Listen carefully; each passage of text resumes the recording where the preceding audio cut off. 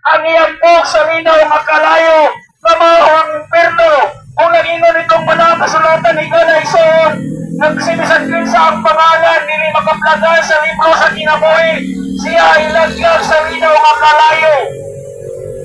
Meaning to sa Galaison, ang kining ilaglag sa linaw nga kalayo na sa impierno, kini mga tao nga nagsalingkway sa pulong sa Ginoo, kini mga tao nga nagibay-biyay sa mga mensahero, kini mga tao nga nagsalingkway sa pulong ni Kristo nga nasulat ini mga kasulatan.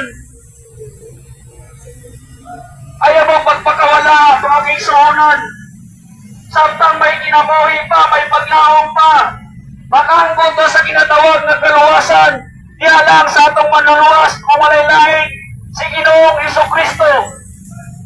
Human sa kamatayon, kita pagahugman higala igsoon. Ang paghukom higala igsoon duha lang. Ang ginatawag na kalaglagan o ang ginatawag na kaluwasan. Ang ginatawag na kalaglagan o ni mga tao na karon nga panahon nagpaliwala lang sa ilang kaugalingon, nagalakaw diya sa ginatawag na kalibutanon, nagalakaw sa ginatawag ng mga material.